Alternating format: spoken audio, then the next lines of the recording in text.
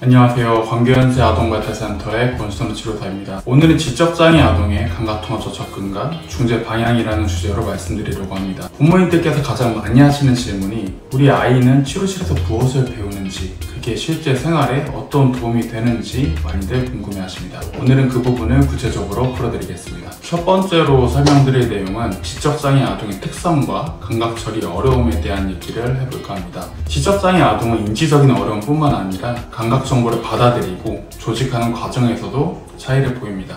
예를 들어서 작은 소리에 놀라거나 몸의 위치를 잘 몰라서 쉽게 넘어지거나 활동에 집중하지 못하는 경우가 그렇다고 할 수 있는데요. 이러한 특성 때문에 일상생활 기술을 배우는 속도가 더디고 또 사회적 상호작용에도 어려움이 동반될 수 있겠죠. 이러한 어려움을 겪는 지적장애 아동들에게 중재 방향성을 정하고자 하면은 총 3가지로 좀 크게 나눌 수가 있는데요. 첫 번째는 자기조절 능력입니다.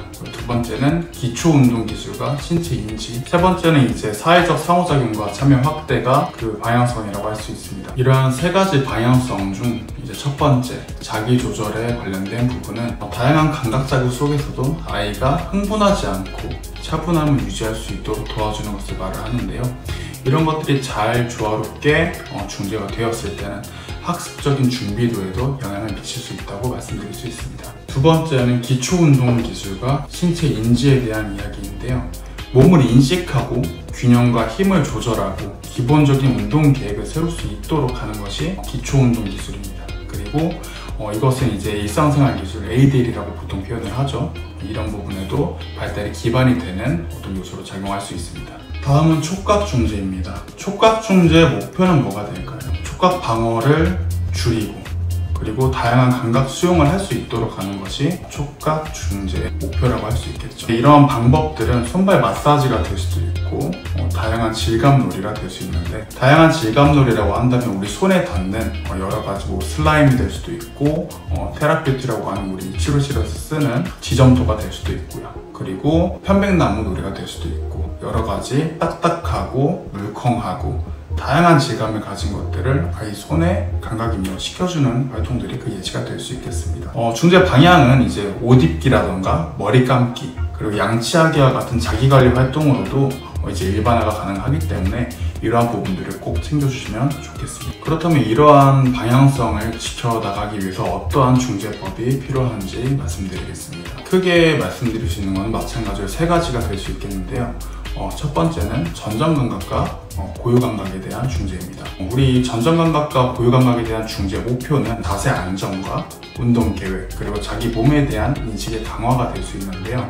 방법으로는 여러 가지가 있을 수 있겠지만 그네를 탄다던가 혹은 또 터널을 기어가는 것들 그리고 무거운 물건을 옮기는 것들이 그 예시가 될 수 있겠습니다. 중재 방향에서는 단순히 놀이가 아니라 앉아있기나 물건 들기 그리고 걷기와 같은 생활 행동으로 이어질 수 있도록 점진적으로 연결하는 방식을 선택합니다. 세 번째 방향성은 사회적 상호작용과 참여 확대입니다. 또래들이랑 어울리고 가족과 함께하는 활동 그 과정에서 성공 경험을 늘려주는 것이 이러한 참여 확대의 예시라고 할 수 있는데요. 이런 것들은 단순히 치료실 안에서의 변화가 아니라 실생활로서의 어떤 변화를 맞이할 수 있는 것을 목표로 잡습니다. 그렇다면 이러한 중재 원칙을 지키면서 어떻게 치료 과정을 계획하고 수행하는지를 설명드릴 건데요.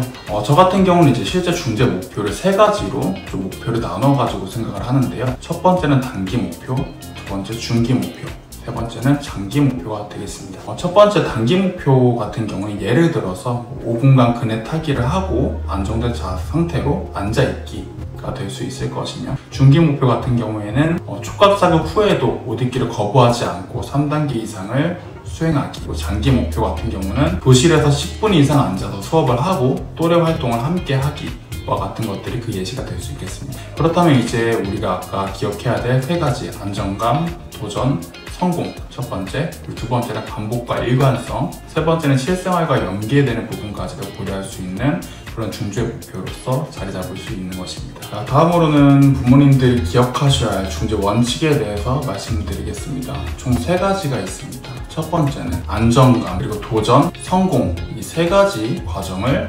동반해서 아이에게 중재를 진행하셔야 된다라는 것인데요. 이런 것들은 아이가 편안함을 가지고 조금씩 내가 할 수 있는 것들에 대한 도전 과제를 수행하고 성공 경험으로 마무리함으로써 어떤 과제를 마무리할 수 있는 그런 과정을 말합니다. 두 번째는 반복과 일관성입니다. 지적장애 아동은 일반 아동에 비해서 학습에 훨씬 더 많은 반복을 필요로 합니다. 그렇기 때문에 한 가지 과제가 되더라도 조금 더 많은 반복을 요구하기 때문에 이런 부분들을 우리가 이해하고 접근할 필요가 있다고 생각합니다. 세 번째는 실생활 연계입니다. 이제 치료실에서 끝나는 것이 아니라 가정과 학교에서 활용될 수 있도록 연결되어지는 부분들이 어떤 것이 있을 것인지에 대해서 항상 고민하고 우리 각자의 상황에 맞춰서 생각을 할 필요가 있습니다. 다음으로 말씀드릴 영역별 중재는 청각과 시각에 대한 중재입니다. 이것의 목표는 이제 산만한 환경 안에서도 주의 집중을 유지하고 그리고 필요한 자극들을 선택적으로 처리할 수 있도록 돕는 것을 목표로 합니다. 방법은 여러 가지 있겠지만 첫 번째는 환경 조절이 될 수 있을 것이고 두 번째는 시각 자료를 활용한 중재법이 그 예시가 될 수 있겠습니다. 환경 조절 같은 경우는 소음을 차단한다던가 시각적으로 자극적인 요소들을 제한한다던가 하는 부분들이 환경 조절의 예시가 될 수 있을 것입니다. 그리고 시각 자료를 활용하는 부분, 예를 들어서 그림 카드를 제시하면서 아이에게 자극을 준다던가 이런 부분들이 이제 시각적인 자료를 활용한 중재의 예시가 될 수 있을 것입니다. 그렇다면 이제 중재 방향은 어떻게 될 수 있을 것이냐?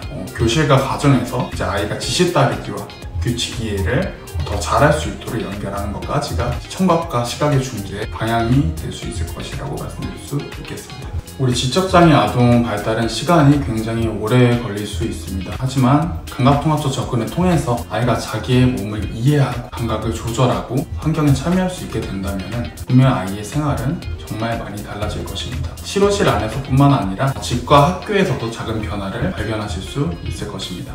오늘은 지적장애 아동의 감각통합적 접근과 중재 방향에 대해서 간단하게 설명드렸습니다. 앞으로도 부모님들이 우리 아이를 어떻게 도와야 할까? 라는 질문에 답이 될 수 있는 내용을 쉽게 풀어드리도록 하겠습니다.